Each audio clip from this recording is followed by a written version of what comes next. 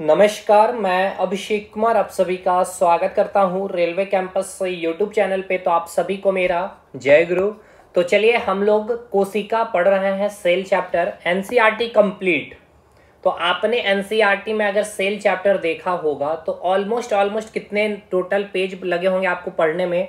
6 to 8 page आपको लगे होंगे पढ़ने में। और ये जो कंटेंट हमने आपके लिए जो रेडी किया है कोशिका की कंप्लीट, मुझे लग गई है 30 पेज। और इस 30 पेज की हर एक लाइन आपके लिए इंपॉर्टेंट है। तो आप कहेंगे सर एनसीईआरटी में जो बात है उससे ज़्यादा आपने जानकारी दे दी है क्या? नहीं भाई, ज़्यादा जानकारी नहीं दी गई है। एनसीईआरटी में देखिए क्या है, अगर आप 6 to 10 अगर आप पढ़ रहे हैं एनसीईआरटी को, तो क्लास 9th में आपको सेल चैप्टर पढ़ने को मिलता है। लेकिन जब आप, ये तो हो गया आपका एनसीईआरटी की बात, लेकिन जब आप कंपटीशन एग्जामिनेशन में बैठते हैं ना, तो वहां पे आपको एनसीईआरटी का तो रोल होता ही है, लेकिन कुछ 11 का कुछ 12 का पार्ट भी आपसे पूछ लिया जाता है। क्योंकि देखिए कंपटीशन जिस स्टैंडर्ड पे अभी पहुंच चुकी है, नंबर ऑफ वैकेंसी और जो फॉर्म फिलिंग हो रही है स्टूडेंट्स की वो इंक्रीज होते जा रही है। तो क्वेश्चन का स्टैंडर्ड या तो बोल सकते हैं आप उठपटांग आ जा रहा है, या तो बहुत ज़्यादा अच्छा स्टैंडर्ड आ जा रहा है।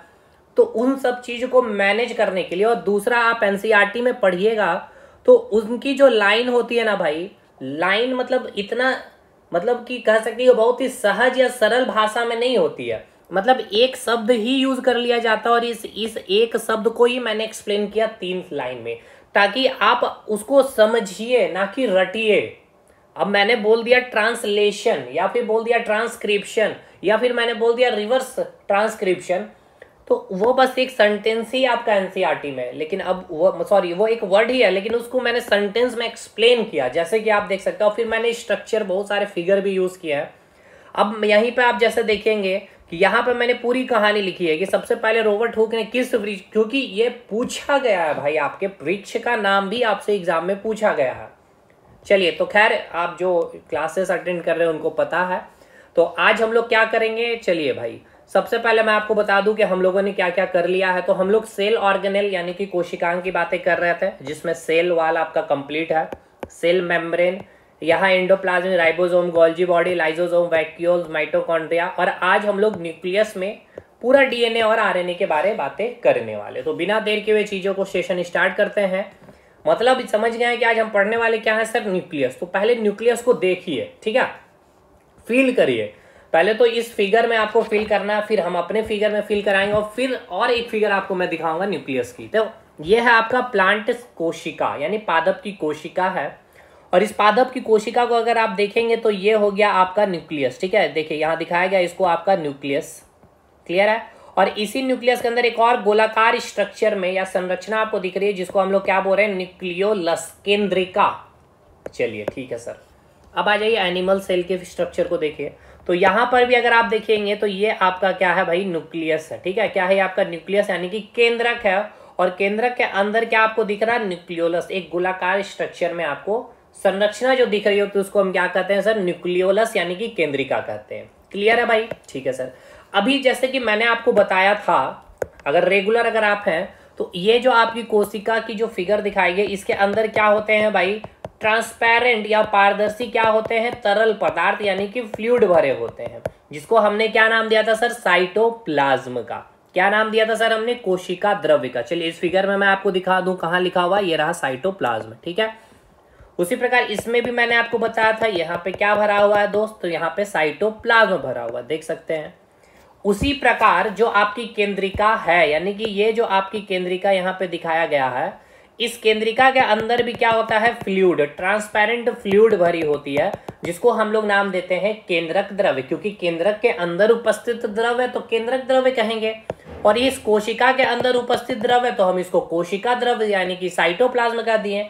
और न्यूक्लियस के अंदर उपस्थित द्रव्य तो हम उसको न्यूक्लियोप्लाज्म कह देंगे। जैसे कि अगर यहाँ देखा जाए तो यहाँ पे भी आपको दिखाया होगा, मैं आपको दिखाता हूँ न्यूक्लियोप्लाज्म। चलिए यहाँ इस फिगर में आपको नहीं दिखाया गया, क्या इस फिगर में दिखाया गया, तो चलिए इस फिगर में भी न्यूक्लियोप्लाज्म के बारे में नहीं दिखाया गया, कोई बात नहीं। अभी आपने क्या समझा, ये आपकी कोई कोशिका की फिगर है। इस कोशिका के अंदर आपको एक गोलाकार संरचना दिखती है, जिसको आपने न्यूक्लियस कहा है। इसके अंदर एक और गोलाकार स्ट्रक्चर देखने को मिलेगा, जिसको हम लोग न्यूक्लियोलस का नाम देंगे, यानी केंद्रिका कहेंगे। और इस केंद्रक के अंदर क्या होता है, कुछ ट्रांसपेरेंट तरल पदार्थ होती है यानी कि लिक्विड होती है, जिसको क्या नाम दिया जाता है, न्यूक्लियोप्लाज्म यानी कि केंद्रक द्रव्य का नाम दिया जाता है। यहां तक चीजें क्लियर है कि नहीं, ये बताइएगा। ठीक है सर। अब ये जो आपको मैंने अभी यहाँ पे आप जो इस फिगर में आपने देखा है न्यूक्लियस को, ठीक है, इस फिगर में, तो यहाँ पे तो आपको बहुत क्लैरिटी नहीं मिल रही होगी कि यहाँ पे न्यूक्लियस के डबल लेयर होते हैं। यानी कि जो न्यूक्लियस का आप जब फिगर देखेंगे एग्जैक्ट फिगर, तो वो आपको कैसा दिखेगा, चलिए मैं आपको उसका एग्जैक्ट फिगर, ये तो आप समझ लिए ना भाई, इस फिगर में न्यूक्लियस, चलिए समझ ही गए होंगे। देखिए ये है आपका न्यूक्लियस। अब इस फिगर को ध्यान से देखना, ध्यान से समझना। तो ये जो आपका न्यूक्लियस में देखिए आपको डबल लेयर यानी कि बाई लेयर आपको देखने को मिलेगी। ठीक है, इसका जो आउटर लेयर जो मैंने आपको बोला, ये मैंने बोला ना बाई लेयर होती है, यानी कि दो द्विपरतें होती है। द्विपरत है या नहीं भाई?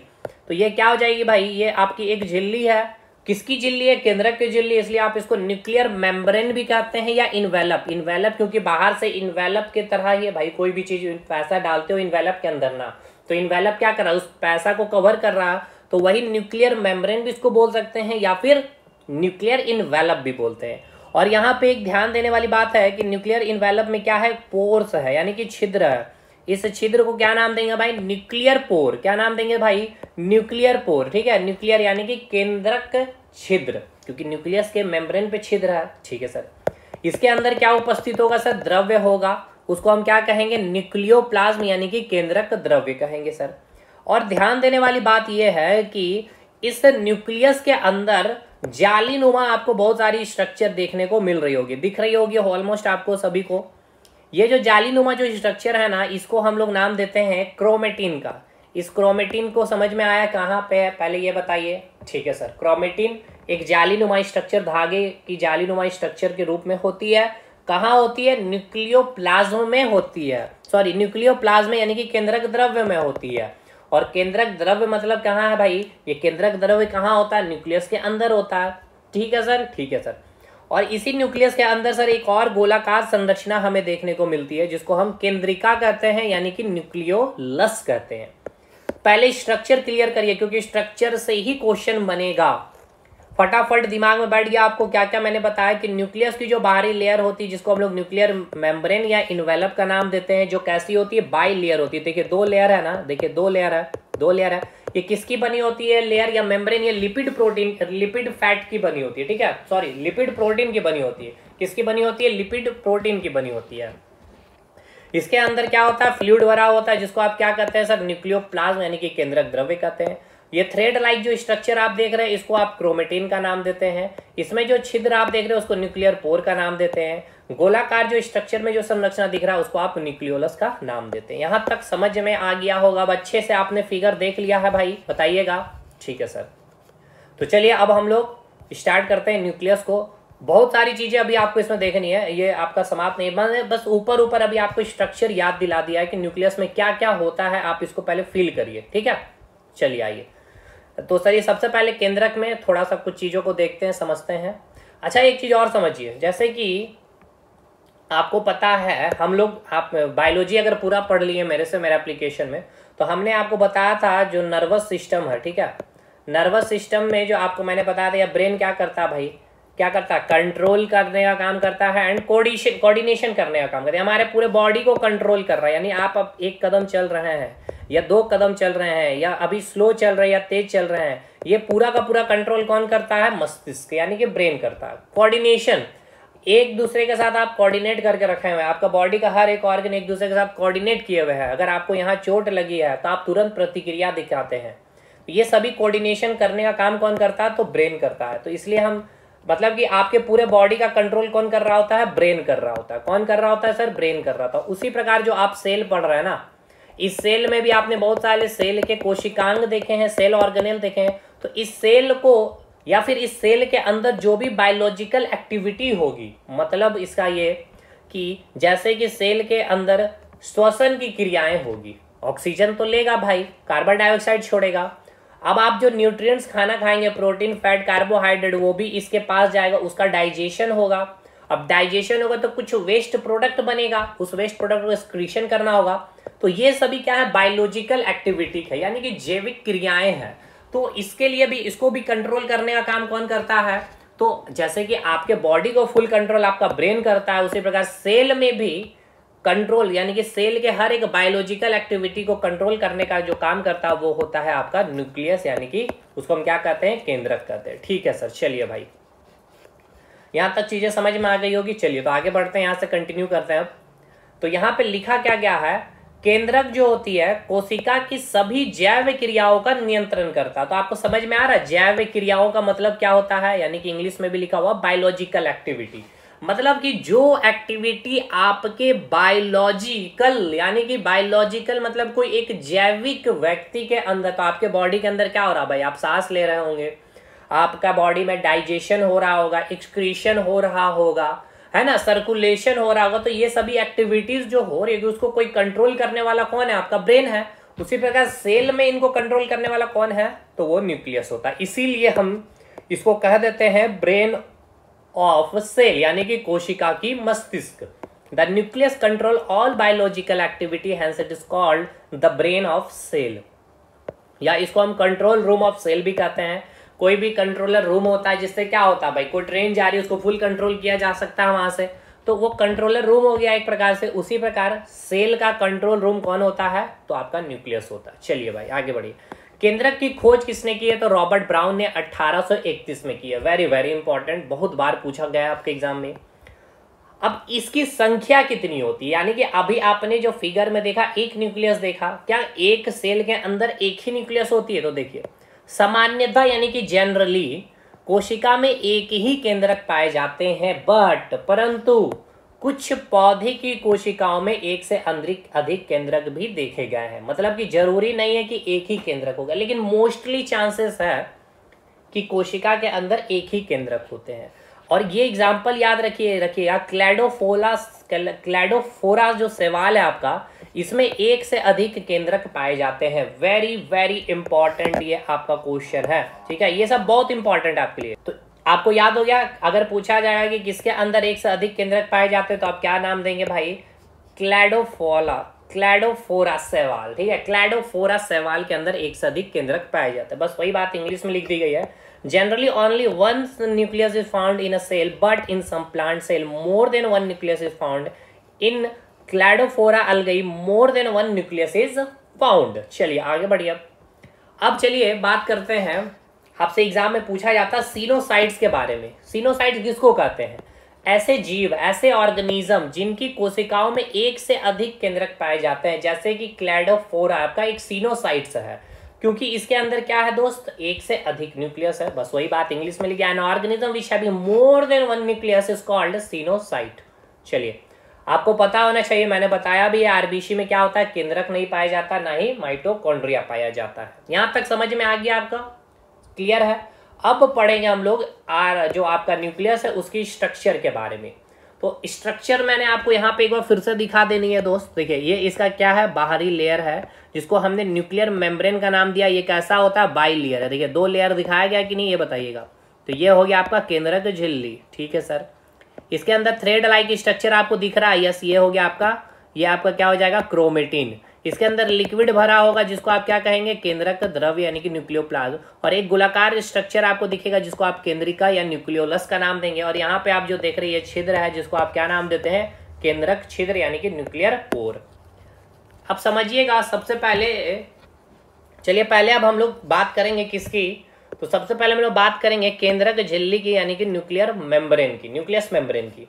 तो न्यूक्लियस मेम्ब्रेन की बात की जाए तो क्या लिखा गया, the nucleus has a double layer. बिल्कुल सही बात है, जो न्यूक्लियस की जो लेयर होती है वो कैसी होती है, बाई लेयर यानी कि डबल लेयर होती है। उसी को हम क्या नाम देते हैं, न्यूक्लियस मेम्ब्रेन। प्रत्येक केंद्रक की 2 झिल्लियों के आवरण से बनी होती है, ठीक है, प्रत्येक केंद्रक 2 झिल्लियों के आवरण से बनी होती है। क्लियर है दोस्त, ठीक है। अब मैंने आपको क्या बताया था पोर के बारे में। पोर कहने का मतलब क्या है, छिद्र। देखिएगा जैसे कि मैंने आपको यहाँ पे इस प्रकार से आपको बना करके दिखाया है ना, देखिएगा ये है आपका पोर, यानी ये क्या आपका छिद्र। ये क्या है दोस्त, ये आपका न्यूक्लियर मेम्ब्रेन है, यानी कि एक न्यूक्लियस है। और मैं इसको थोड़ा छोटा करके, ये क्या हो गया आपका कोशिका, ठीक है, ये क्या हो गया आपका कोशिका, ठीक है सर। अभी आपको मैंने बताया था कोशिका के अंदर फ्लूइड फिलअप होता है कि नहीं भाई, ये बताइए। बिल्कुल होता है सर। अब इसमें आपके बहुत सारे कोशिका आएंगे, एंडोप्लाज्मिक रेटिकुलम है, राइबोसोम वगैरह सब चीज़ है। इसको आपने साइटोप्लाज्म का नाम दिया है। और इस न्यूक्लियस के अंदर भी लिक्विड भरा होता है जिसको आप क्या कहते हैं, न्यूक्लियोप्लाज्म का नाम देते हैं, यानी कि केंद्रक द्रव्य का नाम देते हैं। अब देखिए कि कुछ मटेरियल न्यूक्लियस से बाहर आना चाहेगी इस साइटोप्लाज्म में, तो कैसे आएगी, इस न्यूक्लियस पोर से आएगी। या कुछ मटेरियल साइटोप्लाज्म से अंदर आना चाहेगा न्यूक्लियस में, तो कैसे आएगा, इस न्यूक्लियर पोर से। तो ये एक रास्ता का काम करता है किसके बीच, केंद्रक द्रव्य से साइटोप्लाज्म के बीच में। क्लियर हो गया। चलिए, तो केंद्रक छिद्र यानी कि जो न्यूक्लियर पोर आप देख रहे हैं, न्यूक्लियर मेम्ब्रेन में छोटे छोटे छिद्र पाए जाते हैं। जैसे कि ये देख सकते हैं, यहाँ पे छोटे छिद्र है, यहाँ पे है, यहाँ है, तो जिन्हें आप क्या नाम देते हैं, केंद्रक छिद्र भी कहते हैं। इन छिद्रों के द्वारा क्या होता है, केंद्रक के भीतरी पदार्थों का कोशिका द्रव्य के विभिन्न पदार्थों से आदान प्रदान होता है। यानी कि this pore allow the transfer of material from inside the nucleus to its outside, that is to the cytoplasm. यानी कि ये जो आपकी पोर है, यहाँ से कुछ पदार्थ जो आपके न्यूक्लियस या न्यूक्लियोप्लाज्म में उपस्थित होगा वो बाहर जा सकता है। कहाँ पे, इस साइटोप्लाज्म में, या साइटोप्लाज्म से न्यूक्लियोप्लाज्म में जा सकता है इसी न्यूक्लियर पोर से। क्लियर है कि नहीं, ये बताइए। जैसे कि इस फिगर में मैंने आपको बताया, यहाँ पे क्या भाई, ये साइटोप्लाज्म है, तो साइटोप्लाज्म में कुछ मटेरियल को अगर न्यूक्लियस में जाना तो इसी छिद्र से होकर जाएगा, और इस न्यूक्लियोप्लाज्म से केंद्रक द्रव्य में कुछ पदार्थ को बाहर आना हो तो इसी न्यूक्लियर पोर से आएगा। यानी एक रास्ते का काम, एक पुल का काम या एक गली का काम करता है ये। ठीक है। चलिए, अब बात करेंगे केंद्रक द्रव्य। केंद्रक द्रव्य समझ में आ रहा है, केंद्रक के अंदर उपस्थित जो ट्रांसपेरेंट फ्लूइड होती है, यानी पारदर्शी जो तरल पदार्थ होते हैं, उसको ही हम कहते हैं न्यूक्लियोप्लाज्म। जैसे कोशिका के अंदर था, उसको हमने कहा साइटोप्लाज्म। चलिए, तो केंद्रक के अंदर एक पारदर्शी तरल पदार्थ भरा है जिसे हम क्या नाम देते हैं, केंद्रक द्रव्य का नाम देते हैं। There is a transparent fluid fill inside the nucleus which is called nucleoplasm. और इस केंद्रक द्रव्य में क्या क्या उपस्थित होती है, तो देखिए, आरएनए होगा, डीएनए होगा, प्रोटीन होगा, एंजाइम होगा, लिपिड होगा, खनिज, लवण, मिनरल आदि सभी पाए जाते हैं। कहाँ पे, तो चलिए इस फिगर को ध्यान से देखिए। अब इस फिगर को ध्यान से आपको देखना है। ये जो फिगर हमने बना के दिखाया ना आपको, ये फिगर किसकी है भाई, ये फिगर है आपकी न्यूक्लियस की। किसकी फिगर है, ये आपकी न्यूक्लियस की फिगर है। ठीक है, ये किसकी फिगर है, ये आपकी न्यूक्लियस की फिगर है। चलिए, मैं यहाँ लिख दे रहा हूँ न्यूक्लियस।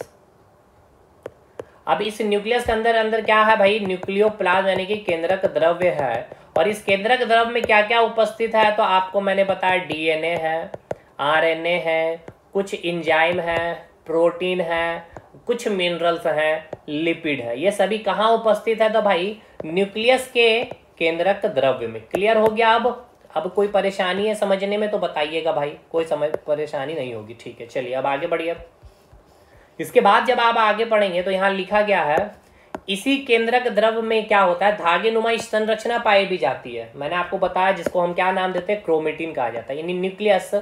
इन न्यूक्लियस न्यूक्लियोप्लाज्म होगा, ठीक है, न्यूक्लियस नहीं होगा। इन nucleoplasm thread like structure is found, is called chromatin. ठीक है। चलिए, अगला स्ट्रक्चर में एक आपको मैंने बताया था न्यूक्लियोलस, जो न्यूक्लियस के अंदर न्यूक्लियोप्लाज्म में यानी केंद्रक के अंदर केंद्रक द्रव्य में एक गोलाकार संरचना पाई जाती है जिसको आप क्या कहते हैं, न्यूक्लियोलस कहते हैं। ठीक है। चलिए, अब इस न्यूक्लियोलस के अंदर क्या होता है, आरएनए मिलता है। चलिए, पहले इसको फिगर को ध्यान से समझिए।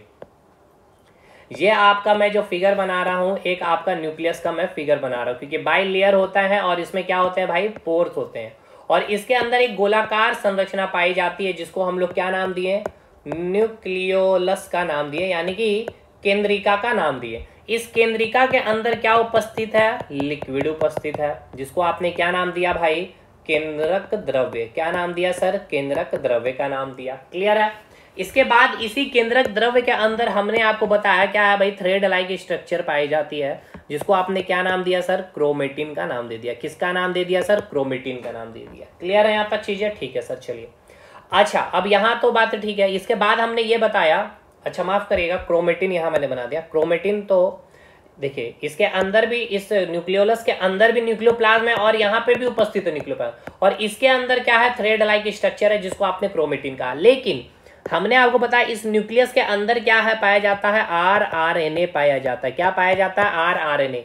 यानी न्यूक्लियोलस के अंदर क्या उपस्थित है, आरआरएनए। और मैंने आपको बता रखा है आरआरएनए के बारे में। आरएनए के 3 टाइप है, एमआरएनए, टीआरएनए और आरआरएनए।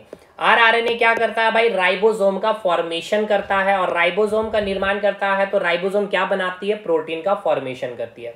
अब ये मैसेज देता है एमआरएनए कि किस कोशिकांग को या किस कोशिका को कितना प्रोटीन चाहिए, और उतना प्रोटीन को टीआरएनए लेकर के जाता है। ठीक है, यानी कि न्यूक्लियोलस के अंदर क्या पाया जाता है, आरआरएनए यानी कि राइबोसोम यहीं पे निर्माण होती है। ठीक है सर, राइबोसोम समझ में आ रहा है। मैंने आपको बताया था इंडोप्लाज्मिक रेटिकुलम। इंडोप्लाज्मिक रेटिकुलम दो प्रकार के आरआरएनए यानी रफ इंडोप्लाज्मिक रेटिकुलम और स्मूथ इंडोप्लाज्मिक रेटिकुलम।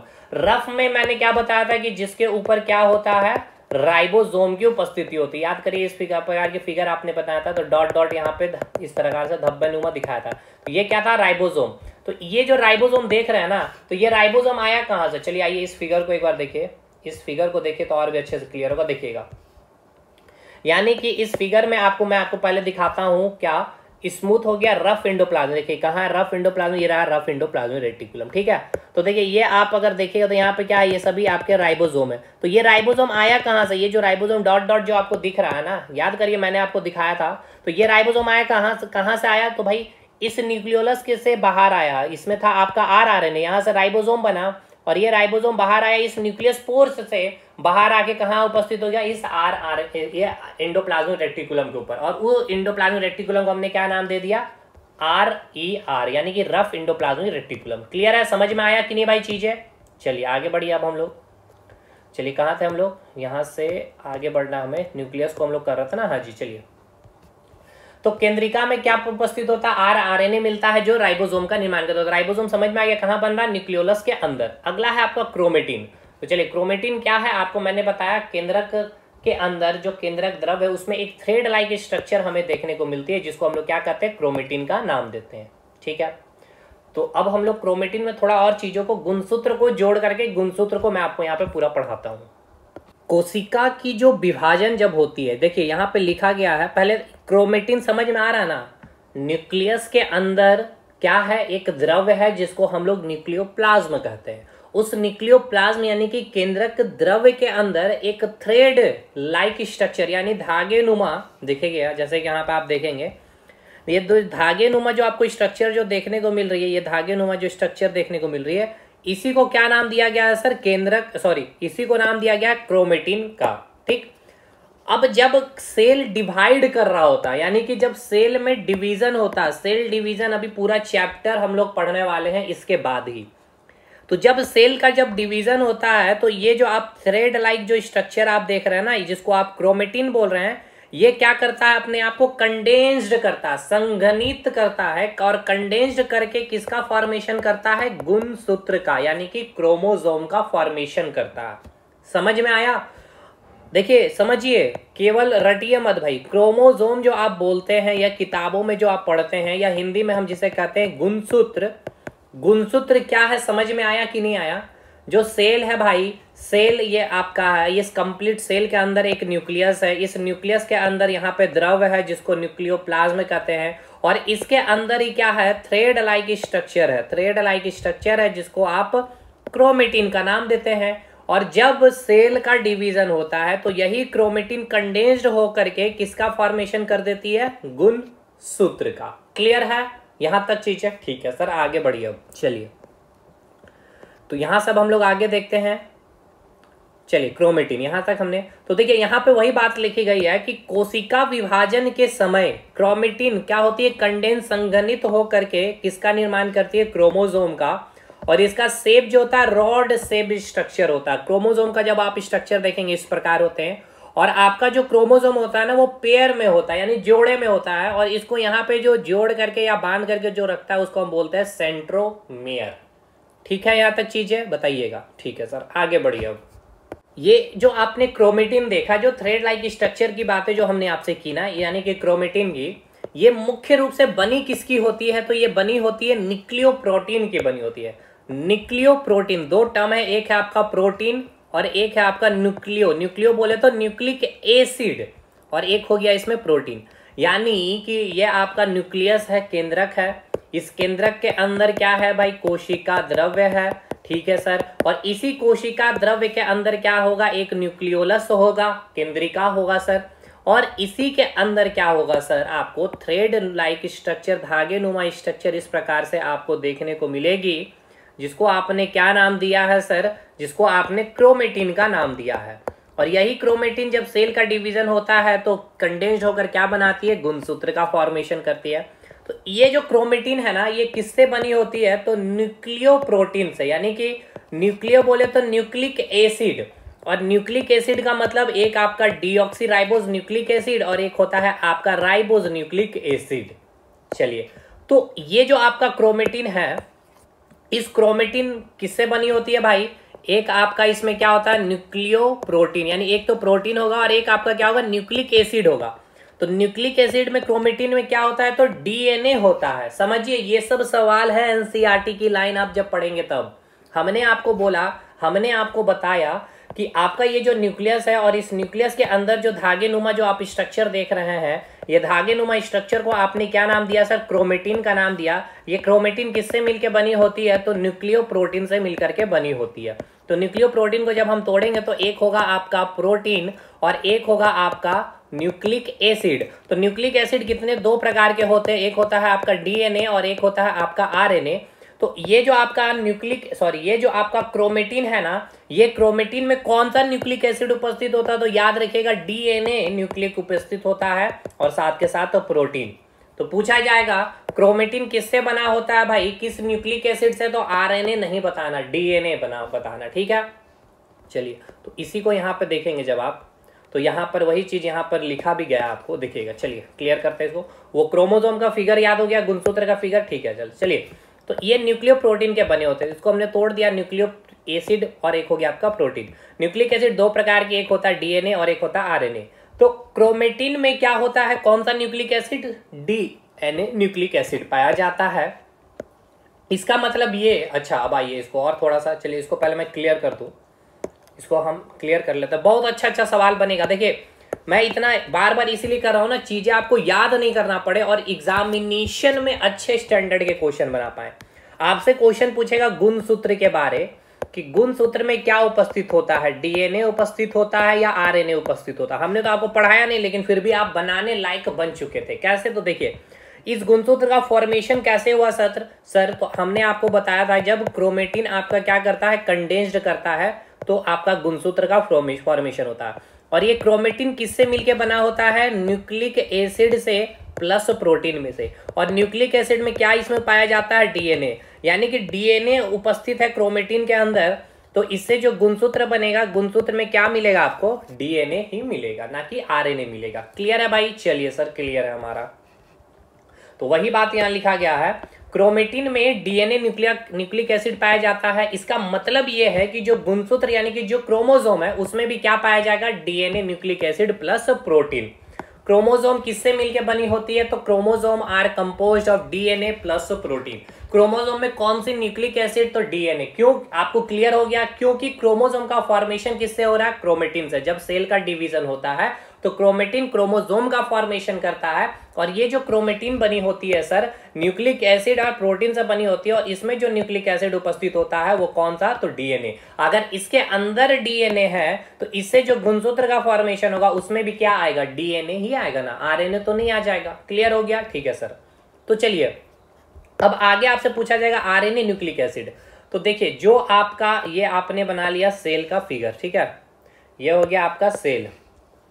सेल के अंदर जो लिक्विड उपस्थित होता है उसको आप क्या नाम देते हैं सर, केंद्रक द्रव्य, यानी कि साइटोप्लाज्म कहते हैं। और साथ के साथ आपका यहाँ पे और क्या हो जाएगा, और यहाँ पे आपको मैंने एक फिगर बना दिया न्यूक्लियस की, ठीक है, ये हो गया आपका न्यूक्लियस। तो ये जो आपका केंद्रक द्रव है, यहाँ पे आपको आरएनए मिलता है, ठीक है, यहाँ पे आपको आरएनए मिलता है। और साथ के साथ न्यूक्लियस के अंदर भी आपको आरएनए न्यूक्लिक एसिड पाया जाता है। तो आरएनए कहाँ पाया जाएगा, ये क्लियर हो गया, कहाँ कहाँ पाया जाएगा, एक तो न्यूक्लियस के अंदर पाया जाएगा और आपका साइटोप्लाज्म यानी कि कोशिका द्रव में पाया जाता है। और अभी मैंने आपको बताया भी था, चलिए मैं आपको दिखा भी दूं, जहां मैंने न्यूक्लियोप्लाज्म के बारे में बताया था, कहाँ गया न्यूक्लियोप्लाज्म, ये रहा, देखिए यहां मैंने आपको बताया भी होगा। देखिए इस केंद्रक द्रव में यानी कि न्यूक्लियस के अंदर क्या पाया जाता है, आरएनए, डीएनए, प्रोटीन, एंजाइम और लिपिड और खनिज लवण। और न्यूक्लियोलस के अंदर क्या पाया जाता है, आरआरएनए। याद रखिएगा, हमने आपको बताया इसके अंदर क्या पाया जाता है, आरआरएनए, और ये किसका फॉर्मेशन करता है, राइबोसोम का निर्माण करता है। तो आपको यहां तक चीजें समझ में आई। हमने आपको क्या क्या बताया, देखिए हमने आपको क्या बताया सर, देखिए ये आपकी कोशिका हो गई फिगर। इस कोशिका के अंदर जो आपका लिक्विड होता है इसको आप कोशिका द्रव्य कहते हैं, जिसमें क्या उपस्थित होता है, आपका आरएनए पाया जाता है। इस कोशिका के अंदर आपकी न्यूक्लियस होती है, इस न्यूक्लियस के अंदर जो न्यूक्लियोप्लाज्म है, यहाँ पे क्या पाया जाता है, आपका आरएनए पाया जाता है। नेक्स्ट, इस न्यूक्लियस के अंदर जो थ्रेड लाइक स्ट्रक्चर जो होती है, जिसको हम बोलते हैं क्रोमेटिन, ये बनी होती है डीएनए प्लस प्रोटीन से। और ये क्रोमेटिन जब कंडेंस करती है ड्यूरिंग सेल डिवीजन में, तो जिससे आपका गुणसूत्र का फॉर्मेशन होता है, तो गुणसूत्र में भी क्या मिलता है, डीएनए मिलता है। चलिए यहां तक अब आपको समझ में आ गया होगा, अब आपके सवाल नहीं छूटेंगे, यहां से सवाल बनता है आपका। आगे पढ़े, क्रोमोसोम कंटेन इंफॉर्मेशन। अच्छा, ये क्रोमोसोम क्या है, तो देखिए क्रोमोसोम क्या करती है, कंटेन अपने पास जो रखती है information for inheritance of feature from parents to next generation in the form of DNA molecule. और फंक्शनल सेगमेंट जो होता है डीएनए का, उसको हम कहते हैं जीन। आइए इसको समझिए, इसको मैं क्लियर कर दूं और इसको अच्छे से समझिएगा, पूरा एकदम बढ़िया से समझिएगा, मजा आ जाएगा समझने में। देखिए हमने आपको क्या बताया सर, हमने आपको बताया ये न्यूक्लियस है, और इस न्यूक्लियस के अंदर क्या है, थ्रेड लाइक स्ट्रक्चर है। ठीक है, ये थ्रेड लाइक स्ट्रक्चर है। इस थ्रेड लाइक स्ट्रक्चर को हमने क्या नाम दिया सर, क्रोमेटिन का नाम दिया है।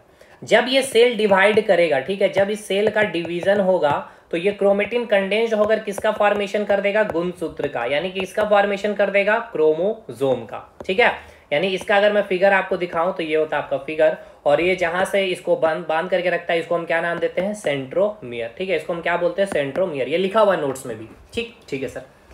अब ये जो गुणसूत्र है, ये गुणसूत्र आखिर है क्या, अच्छा इससे भी पहले, ये जो क्रोमेटिन है किससे मिलकर बनी होती है, डीएनए प्लस प्रोटीन से मिलकर बनी होती है। तो इस गुणसूत्र के अंदर क्या होगा भाई, डीएनए होगा। और ये गुणसूत्र होता क्या है, तो जो आपके पेरेंट्स के अंदर जो आपके इनहेरिटेंस आपको जो दिखने को मिलता है, यानी पेरेंट्स की जो लक्षण होती है, वो लक्षण इसके अंदर होता है, गुणसूत्र के अंदर। और गुणसूत्र में एक मॉलिक्यूल है, कौन सी, nucleic acid, DNA nucleic acid. और डीएनए न्यूक्लिक एसिड में उपस्थित होता है आपका जीन। और ये जो मैंने बताया कि जो पेरेंट्स की जो आनुवांशिक लक्षण है, ठीक है, जो इनहेरिटेंस जो भी ट्रेट्स होती है, जेनेटिक जो ट्रेट होती है ना, जो आनुवांशिक लक्षण जो होती है, इस गुणसूत्र में होती है। और ये गुणसूत्र जो आनुवांशिक लक्षण किसको देती है, इस डीएनए मॉलिक्यूल को।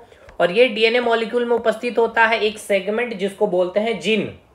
और यही जीन जो होता है उस बच्चे में आता है। यानी माता पिता का जो लक्षण आपको इस बच्चे में देखने को मिल रहा है, किस कारण, समझ में आ गया, जो अनुवांशिक यानी कि जो जेनेटिक ट्रेट जा रहा है इस बच्चे पे, कैसे जा रहा है आपको समझ में आ रहा है कि नहीं। जैसे ही सेल का डिवाइड हो रहा तो गुणसूत्र का फॉर्मेशन हो रहा। गुणसूत्र कहने का मतलब क्या है, इसमें पेरेंट्स के जो अनुवांशिक लक्षण होते हैं, और इस गुणसूत्र में क्या उपस्थित होता है, आपका डीएनए होता है। डीएनए में आपका मेनली जो जीन होता है वो ट्रांसफर होता है उस बच्चे के अंदर। क्लियर हो गया, एक प्रकार सब समझ में आ गया यहाँ तक चीजें। ठीक है भाई, तो वही बात यहाँ देखिए लिखा गया है हिंदी में भी कि गुणसूत्र जो होता है अनुवांशिक लक्षणों की वाहक होती है। मतलब जो अनुवांशिक लक्षण होती है उसको भेजने वाला जो होता है आपका गुणसूत्र ही होता है। और मेनली गुणसूत्र में भी कौन, तो डीएनए। और डीएनए भी मेन कौन जाता है, तो लेके जाने वाला अनुवांशिक लक्षण को वो होता है जीन आपका। तथा जीवन के लक्षणों को एक पीढ़ी से अगले पीढ़ी में लेके जाती है, वो डीएनए पर जीन पाया जाता है। यही जीन अनुवांशिक लक्षणों के वाहक होते हैं, यानी कि genetic carrier of genetic trait इसको बोला जाता है, अनुवांशिक लक्षणों के वाहक कहते हैं। यानी कि ये जैसे कि आपका कोई ये आपका मतलब ये पेरेंट्स हो गए, ठीक है, माता पिता हो गए भाई, ये पेरेंट्स हो गए। और ये जो बच्चा है अभी, ठीक है, इस बच्चे में जो आपका इसका लक्षण जो आ रहा पेरेंट्स का, यानी कि वो लेकर के इसको लेके कौन आ रहा, तो जीन आ रहा है। जीन बोले तो भाई डीएनए का एक सेगमेंट होता है, और डीएनए बोले तो किसके अंदर उपस्थित होता है, क्रोमोसोम के अंदर। ठीक है, तो ये लक्षण लेके जाने वाला कौन है, तो ये जीन है। वही लिखा गया, जीन अनुवांशिक लक्षणों का वाहक है, यानी कि कैरियर ऑफ जेनेटिक ट्रेट्स। ठीक है, यहां तक चीजें समझ में आया। या फिर कोई भी अनुवांशिक रोग होता है, कोई भी जैसे कि जेनेटिक डिजीज है, जो बोला जाता है ना भाई पीढ़ी दर पीढ़ी, मतलब कि अगर आपके माता पिता को है तो उनके बच्चे को होंगे, अगर उस बच्चे को है तो उसके जो बच्चे आएंगे उसके होंगे, तो वो भी आपको इसी जीन के फॉर्म में ही ट्रांसफर होता है, वो डिजीज भी, या फिर उसके जो भी लक्षण वगैरह जो भी चीजें है। ठीक है, समझ में आ गया। ये सभी सवाल हैं आपके, आगे बढ़िए चलिए। तो न्यूक्लियस के अंदर क्या क्या है, केंद्रक के अंदर क्या है, केंद्रक द्रव्य होता है। उस केंद्रक द्रव्य में डीएनए और आरएनए और क्रोमोसोम पाया जाता है, लिपिड पाया जाता है, प्रोटीन पाया जाता है, फैट पाया जाता है, मिनरल्स पाया जाता है। इसलिए मेनली न्यूक्लियस को हम क्या कहते हैं, अनुवांशिकी का केंद्र, यानी कि सेंटर ऑफ जेनेटिक। क्यों कहते हैं इसको समझिए। देखिए ये आपका न्यूक्लियस है और इसी न्यूक्लियस के अंदर ही तो आपका आरएनए भी उपस्थित है, डीएनए भी उपस्थित है। यानी कि ये थ्रेड लाइक जो स्ट्रक्चर है आपका, यानी कि जो क्रोमेटिन है किसके अंदर है, न्यूक्लियस के अंदर है। जब ये सेल डिवाइड करेगा तो ये क्या बनाएगा भाई, क्रोमोसोम बनाएगा इस प्रकार से। और इस क्रोमोसोम में क्या उपस्थित है, डीएनए है। और ये डीएनए में क्या पाया जाता है, जीन। और यही जीन क्या होता है, ट्रांसफर करता। तो ये जो ट्रांसफर हो रहा है, ये जो जीन जा रहा है इस बच्चे के अंदर, तो ये टोटली कहाँ पे हो रहा है, ये सारा अनुवांशिक चीजें, चाहे डीएनए हो, चाहे गुणसूत्र हो, चाहे क्रोमेटिन हो, चाहे जीन, ये सब कहाँ है, न्यूक्लियस के अंदर है। यानी कि जैसे कि कोई आतंकवादी आक्रमण कर रहा है तो आतंकवादियों का अड्डा कहाँ है, सेंटर तो वो न्यूक्लियस है। इसलिए बोला जाता है ये सेंटर ऑफ जेनेटिक्स है, यानी अनुवांशिकी का केंद्र अगर बोला जाएगा तो न्यूक्लियस। जेनेटिक कैरेक्टर का जो कैरियर है, जो अनुवांशिक लक्षणों का वाहक कौन है, तो जीन है। क्रोमोसोम को क्या बोला जाएगा भाई, क्रोमोसोम क्या है, अनुवांशिक लक्षणों का एक वाहक होता है। समझ में आ गया, ठीक है भाई। चलिए अब ये न्यूक्लियस का फंक्शन क्या है, तो ऑलमोस्ट आप समझ भी आ गया होगा आपको क्या क्या इसका फंक्शन होता है। कोशिका के अंदर होने वाले सभी, ये तो मैंने आपको बताया कि सारे बायोलॉजिकल एक्टिविटी को कंट्रोल करती है आपकी न्यूक्लियस। केंद्रक में जो भी अनुवांशिक पदार्थ पाया जाता है, जितने भी अनुवांशिक डीएनए, आरएनए, क्रोमोसोम, गुणसूत्र वगैरह, ये सभी चीज या जीव के लक्षणों की वंशागति के लिए उत्तरदायी आती है। तो ये सभी जो भी आपको अनुवांशिक लक्षण या फिर अनुवांशिक कोई भी बीमारियां जैसे जा रही है या देखने को मिलती है, वो सभी किस कारण होती है, तो न्यूक्लियस के कारण ही है। क्योंकि न्यूक्लियस के अंदर ही वो सारे अनुवांशिकी पदार्थ पाए जाते हैं, आरएनए, डीएनए, क्रोमोसोम वगैरह। इसीलिए तो genetic material is found in the nucleus, it's responsible for the inheritance of the characteristic of the organism. Next, जब कोशिका की विभाजन की बात होती है तो आपको पता है कोशिका का विभाजन होता है तो एक कोशिका से दो कोशिका का फॉर्मेशन होता है, दो कोशिका से चार कोशिका का फॉर्मेशन होता है। जैसे कि ये कोशिका विभाजित किया तो दो कोशिका का फॉर्मेशन हुआ, अब ये फिर से विभाजित करेगा तो ये दो दो, यानी कि टोटल चार। तो देखिए नंबर ऑफ कोशिका भी बढ़ जाएगी और साइज भी इंक्रीज होती है। तो ये कौन कराता है, आपका न्यूक्लियस कराता है। तो यह कोशिका विभाजन के लिए भी उत्तरदायी है, ठीक है, या कोशिका विभाजन के लिए उत्तरदायी है, जिससे कोशिकाओं की संख्या में तथा जीव के शरीर में भी वृद्धि होती है। वही बात यहाँ पर इंग्लिश में लिख दी गई है। बताइए यहां तक चीजें समझ में आई। हम आपको एक बार रिकॉल कर रहे हैं फटाफट, आपको देखिएगा यहाँ पे एक फिगर में, इस फिगर में ही सारा चीज हम आपको रिवाइज करवा। देखिए ये था आपका न्यूक्लियस, ठीक है, था क्या, ये है ही न्यूक्लियस। हमने आपको स्ट्रक्चर में बताया सबसे कि ये बाई लेयर होती है, इसकी मेम्ब्रेन, जिसको न्यूक्लियर मेम्ब्रेन भी कहते हैं। इसमें जो छिद्र होती है उसको हम लोग न्यूक्लियर पोर कह देते हैं। इसके अंदर जो थ्रेड लाइक स्ट्रक्चर, उसको हम क्रोमेटिन का नाम देते हैं। इसके अंदर गोलाकार जो संरचना पाई जाती है जिसको केंद्रिका कह देते हैं। और इसके अंदर जो द्रव्य उपस्थित उसको हम लोग केंद्रक द्रव्य या न्यूक्लियोप्लाज्म कह देते हैं। फिर हमने बताया कि जब ये आपका सेल डिवाइड करता है तो ये जो क्रोमेटिन है ये कंडेंस्ड होकर के क्रोमोसोम का फॉर्मेशन करती है, और यही क्रोमोसोम के अंदर उपस्थित होता है आपका डीएनए और प्रोटीन, ठीक है सर। और आरएनए कहाँ कहाँ पाया जाता है, इस न्यूक्लियस के अंदर भी पाया जाता है, और साथ के साथ जो आपकी कोशिका का जो ये लिक्विड पार्ट है यहाँ पर भी पाया जाता है, ठीक है। चलिए इसको हटा लेते हैं। फिर हमने आपको ये बताया कि ये क्रोमोसोम में क्या आपका डीएनए पाया जाता है, और डीएनए में क्या होता है, जीन। यही जीन कहाँ होता है, बच्चे में अनुवांशिक लक्षण को लेकर के जाता है या कोई अनुवांशिक डिजीज को लेकर जाता है। साथ ही साथ इसी को कहा जाता है कैरियर ऑफ जेनेटिक डिजीज। और इस सभी कैरेक्टर का सभी अनुवांशिक जो भी चीजें, पदार्थों का जो सेंटर है वो कौन होता है, ये न्यूक्लियस ही होता है। ये सब आपको समझ में आ गया होगा अब आपको ये सब बातें। चलिए तो ये मैंने रिवीजन भी आपका करा दिया है। अब आइए डीएनए और आरएनए के स्ट्रक्चर को अब पढ़ेंगे और ये चैप्टर फिर हमारा समाप्त हो जाएगा। तो डीएनए आरएनए के स्ट्रक्चर को समझना जरूरी है क्योंकि एग्जाम में यहाँ से सवाल बनते हैं आपका। चलिए भाई, तो चलिए सबसे पहले डीएनए समझ लीजिएगा, आरएनए आपका कंप्लीट हो जाएगा। देखिए डीऑक्सीराइबोज न्यूक्लिक एसिड होता है फुल फॉर्म, तो ठीक है। तो अच्छा डीएनए आरएनए मतलब समझ में आ रहा ना, ये क्या है, एक न्यूक्लिक एसिड है।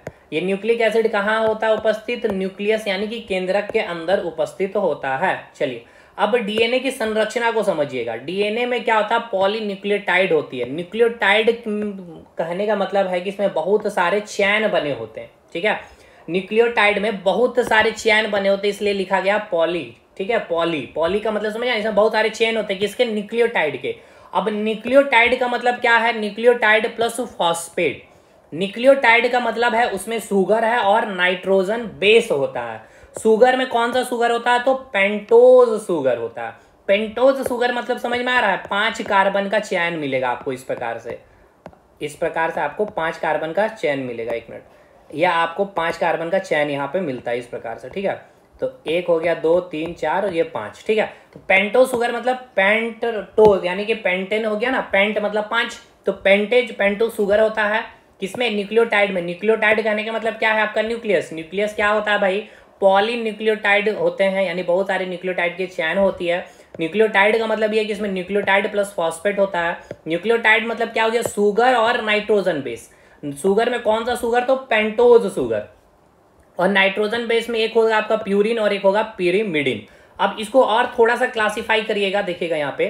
तो ये जो आपका पेंटोज जो शुगर होता है, जिसको हम क्या करें? 5 कार्बन चेन, तो 2 प्रकार के होते हैं। एक होता है डीऑक्सी शुगर जो डीएनए में पाया जाएगा, और एक होगा राइबोज शुगर जो आपका आरएनए में पाया जाता है, ठीक है। तो डीऑक्सी मतलब डी मतलब 2 हो गया, ठीक है। तो फुल फॉर्म में देखिए ना, आपने पढ़ा भाई, फुल फॉर्म आपने देखा क्या? Deoxy ribose nucleic acid. Ribose क्या है? एक शुगर ही है भाई, ठीक है। लेकिन क्या कितना? तो 2 राइबोज शुगर प्रेजेंट होता है किसमें? डीएनए में। और आरएनए में 1 राइबोज शुगर पाया जाता है। ये राइबोज शुगर कैसा हो किसका एग्जांपल है? पेंटोज शुगर का एग्जांपल है। किसका है? तो पेंटोज शुगर का। तो वही चीज यहाँ लिखा गया है।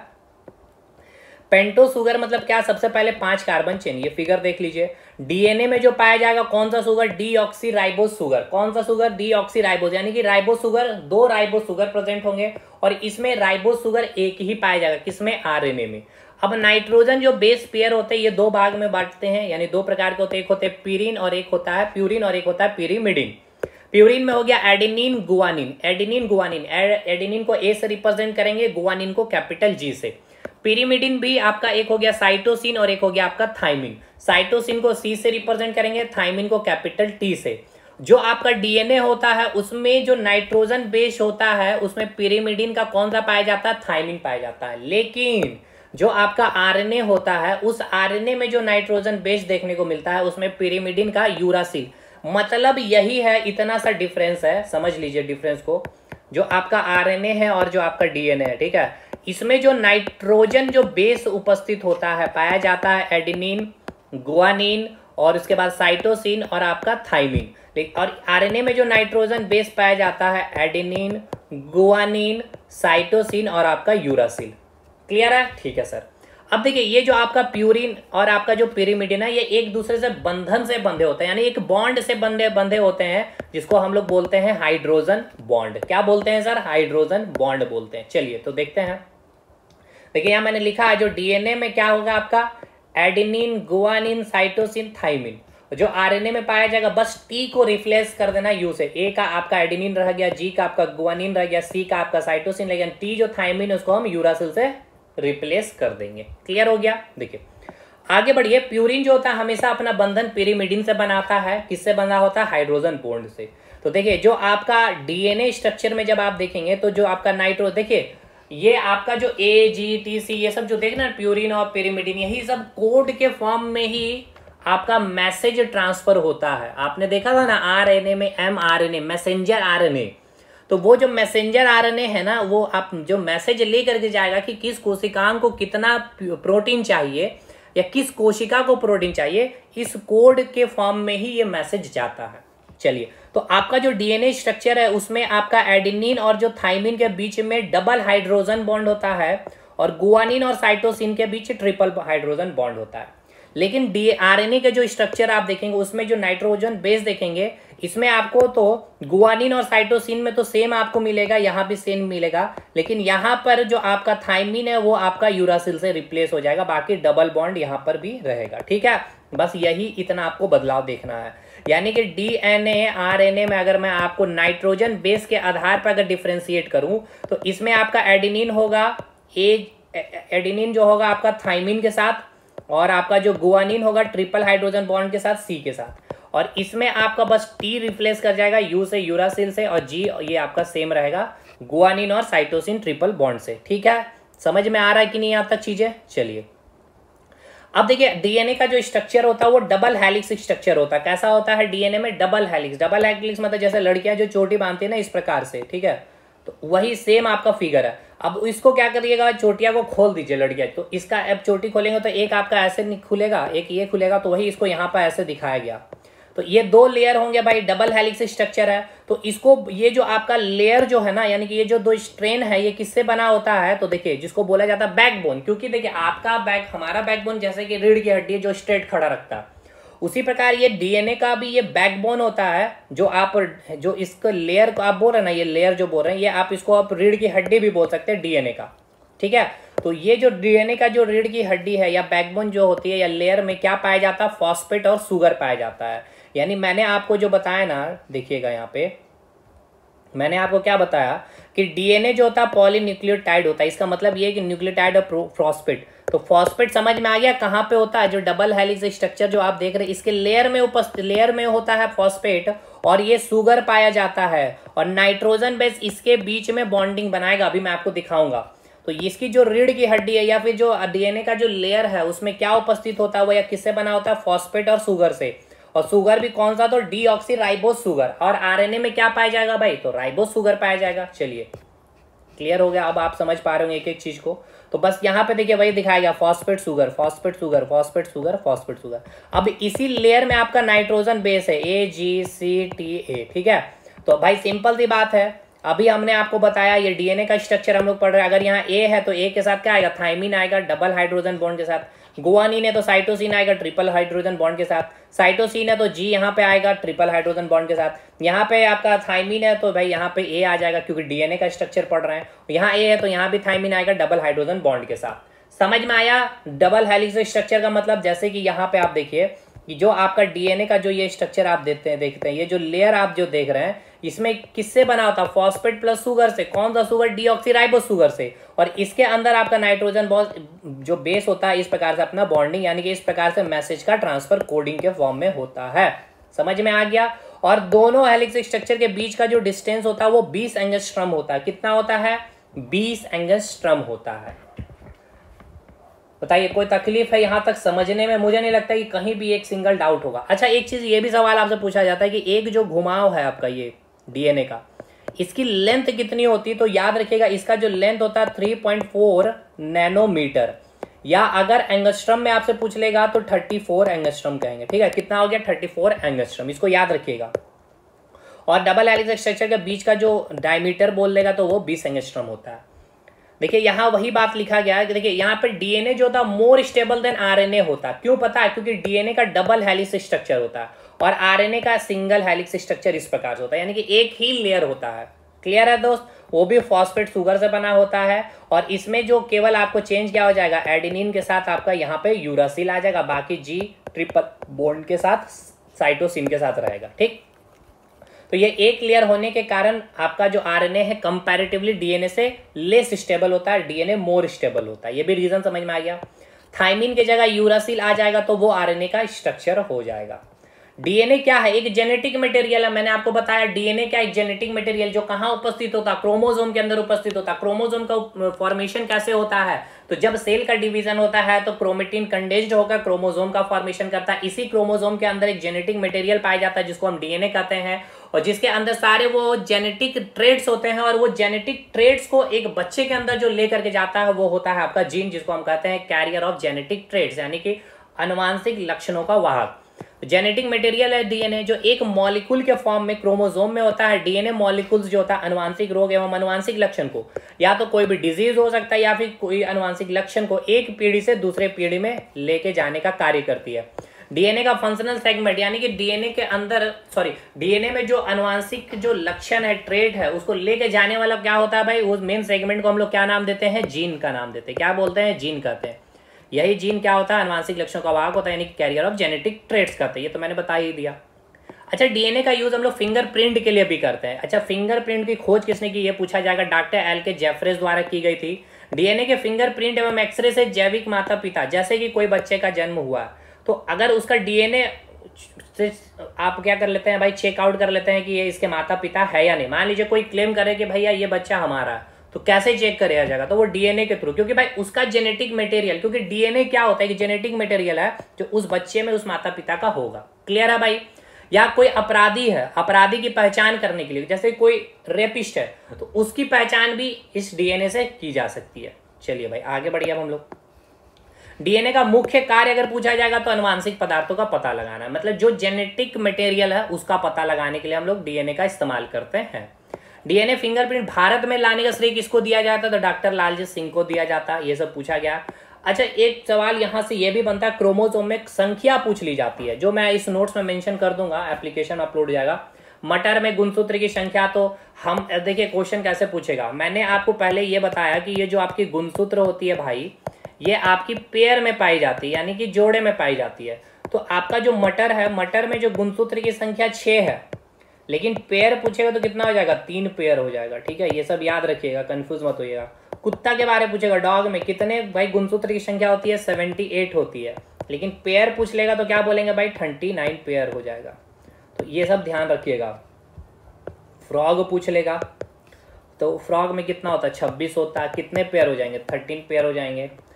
कैट के बारे पूछ सकता है, मैं लिख दे रहा हूँ सारा, 38 गुणसूत्र होता है, तो कितने पेयर हो जाएंगे? 19 पेयर हो जाएंगे। ठीक है ना भाई, ये सब याद रखिएगा, ये सब क्वेश्चन बनेगा। चिपेंजी के बारे ये सब पूछा गया बहुत बार। चिपेंजी में 48 गुणसूत्र होते हैं, तो पेयर कितना हो जाएगा? 24 पेयर हो जाएगा। इसके बाद आपको हाथी में पूछा जाएगा, मानव इंसान के बारे पूछा जाएगा, तो हाथी में कितना होता है? 56 गुणसूत्र होता है, तो कितना हो जाएगा? 28 पेयर हो जाएंगे आपका। मानव का याद रखिएगा भाई, तो आप लोगों को पता होगा 46 23 पेयर होते हैं। ठीक है, चलिए, तो मैंने बताया भी, आपको पढ़ाया भी था। तो अब आगे बढ़ते हैं। अब एक चीज को समझिए, डीएनए जो है खुद से डीएनए का निर्माण कर ले, मतलब कि आप जो है एक ऐसा फिगर बनाया, जैसे कि ये कोई एक फिगर है ये, ठीक है, सेम एज इट इज ऐसा ही एक और फिगर आप बना दे तो क्या ये एक डुप्लीकेशन नहीं होगी? यानी डुप्लीकेट आपने रेप्लीकेशन कर दिया, इसका रेप्लीकेट आपने बना दिया ना। उसी प्रकार डीएनए जो खुद से डीएनए का निर्माण कर लेती है तो उस प्रक्रिया को हम लोग कहते हैं रेप्लिकेशन कहते हैं। डीएनए की उपस्थिति याद रखिए कहाँ कहाँ पाया जाता है? एक तो न्यूक्लियस के अंदर, और हमने माइटोकॉन्ड्रिया में भी आपको पढ़ाया था, उसके अंदर भी उपस्थित होता है। और डीएनए का स्ट्रक्चर कैसा होता है? माइटोकॉन्ड्रिया में तो गोलाकार संरचना होती है, इसके अंदर 70s राइबोसोम पाया जाता है। इसीलिए तो हम लोग कहते हैं कि जो माइटोकॉन्ड्रिया है वो क्या है? प्रोकैरियोटिक सेल है इन यूकैरियोटिक सेल। और साथ के साथ क्या बोला जाता है? सेल विद इन सेल भी, क्योंकि भाई ऑलमोस्ट सेल का जो काम होता है वो 80% काम आपका माइटोकॉन्ड्रिया कर लेता है। इसी कारण कि इसका अपना खुद का डीएनए होता है और खुद इसका अपना 70s राइबोसोम भी होता है। अब आरएनए का बात कर ले तो इसका full form ribose nucleic acid. तो राइबोज यानी कि कौन सा सुगर होगा भाई? इसमें राइबोज सुगर होगा। ठीक है, सिंगल हेलिक्स स्ट्रक्चर होगा, राइबोज सुगर पाया जाता है। आरएनए कहाँ? तो केंद्रक के अंदर और साइटोप्लाज्म कोशिका द्रव्य के अंदर पाया जाता है। आरएनए का मेनली काम क्या है? प्रोटीन का निर्माण करना, सिंथेसिस करना, निर्माण करना। अब ये क्या होगा स्ट्रक्चर में? थाइमिन के जगह क्या आ जाएगा? आपका यूरासिल आ जाएगा। ये आपका आरएनए का स्ट्रक्चर है। एडेनिन आपका यूरासिल के साथ हाइड्रोजन बॉन्ड के साथ डबल हाइड्रोजन बॉन्ड, और गुआनिन साइटोसिन के साथ ट्रिपल हाइड्रोजन बॉन्ड। ये देख सकते हैं आपका स्ट्रक्चर। ये भाई लेस स्टेबल है कंपैरेटिवली डबल हेलिक्स स्ट्रक्चर से। ठीक है, चलिए, और ये जो लेयर आपका किसका बना है? फॉस्फेट और सुगर से, पॉलीन्यूक्लियोटाइड। डीएनए से जब, अब ये भाई आपसे सवाल पूछता है कि डीएनए से जब आरएनए बनेगा, यानी ये जो आपका डीएनए है इससे जब आपका आरएनए बनेगा तो इस प्रोसेस को हम कहते हैं ट्रांसक्रिप्शन प्रोसेस। और जब आरएनए से प्रोटीन का फॉर्मेशन होता है तो उसको हम बोलते हैं ट्रांसलेशन प्रोसेस। और जब रिवर्स हो जाए, आरएनए से डीएनए का फॉर्मेशन हो जाए तो उसको आप क्या कहते हैं? Reverse transcription. ठीक है, तो वही बात यहाँ पे बस लिख दी गई है, आरएनए से डीएनए रिवर्स। अच्छा, हमारे अंदर जो आनुवांशिक पदार्थ है वो क्या है भाई? डीएनए है। जेनेटिक मटेरियल क्या है? वो डीएनए का फॉर्म में है। डीएनए कहाँ होगा? क्रोमोसोम में होगा। और यही डीएनए के अंदर जो जेनेटिक मटेरियल है इसको लेके कौन जाता है? तो जीन लेके जाता है। लेकिन वायरस के अंदर जो होता है ना आनुवांशिक पदार्थ, आरएनए होता है। इसी कारण जब आपके बॉडी में वायरस घुसता है तो वो आरएनए क्या करता है? पहले डीएनए का फॉर्मेशन करता है। यानी क्या होगा? देखिए, ये आरएनए से क्या बनेगा? डीएनए बनेगा। तो यानी यहाँ पे क्या होगा? रिवर्स ट्रांसक्रिप्शन होता है। ठीक है, तो खैर ये हटाइए। तो पूछा जाता है वायरस के अंदर कौन सा आनुवांशिक मटेरियल, जेनेटिक मटेरियल होता है? आरएनए होता है, नॉट डीएनए। हमारे अंदर क्या होता है? जेनेटिक मटेरियल डीएनए होता है, लेकिन कुछ वायरस के अंदर डीएनए भी होता है। डीएनए आरएनए की खोज कौन किया है? फ्रेडरिक मिशन ने। और डीएनए जो मॉडल आपने देखा वो मॉडल किसने दिया था? वाटसन और क्रिक से। अब कुछ डिफरेंस को देख लीजिए। डीएनए में नाइट्रोजन जो बेस होता है क्या होता है? थाइमिन होता है। और नाइट्रोजन बेस इसमें क्या होता है? यूरासिल। बाकी एडेनिन, गुआनिन, साइटोसिन दोनों में सेम होता है। इसमें कौन सा सुगर? Deoxyribose sugar. इसमें कौन सा सुगर? Ribose sugar. दोनों कैसा सुगर है? पेंटोस सुगर है। इसका स्ट्रक्चर डबल हेलिक्स स्ट्रक्चर, इसका सिंगल हेलिक्स स्ट्रक्चर। डीएनए कहाँ पाया जाएगा, न्यूक्लियस के अंदर और माइटोकॉन्ड्रिया और प्लांट के क्लोरोप्लास्ट में भी पाया जाता है। इसमें आरएनए की बात की जाए तो न्यूक्लियस में और साइटोप्लाज्म में पाया जाता है। इसमें हाइड्रोजन बॉन्ड जो बनता है एडेनिन और थाइमिन के बीच में, और यहाँ पे हाइड्रोजन में एडेनिन और यूरासिल के बीच में डबल हाइड्रोजन बॉन्ड बनता है। ठीक है, तो अब ये पार्ट हो गया है आपका समाप्त। मतलब ये देखा जाए तो यहाँ पे आपका हर एक चीज हमने करवा दिया है। अब एक बस क्लास बच रहा है प्लास्टिड, जो इसमें मैंने नहीं जोड़ा है। अब इसको हम अलग से प्लास्टिड का एक क्लास लेकर के सेल चैप्टर में मैं डाल दूंगा। ठीक है, एकदम सॉलिड वे में सारा कुछ देखेंगे, क्लोरोप्लास्ट मतलब सारा कलर वगैरह कैसे आता है, ये सब चीज हम लोग देख लेंगे। तो चलिए आज का सेशन कैसा लगा बताइएगा, बाकी मिलते हैं अगले वीडियो में। नए स्टूडेंट जरूर से जुड़िए हमारे साथ, चैनल को सब्सक्राइब करिए, दोस्तों को शेयर करिएगा। मिलते हैं अगले वीडियो में, तब तक के लिए धन्यवाद।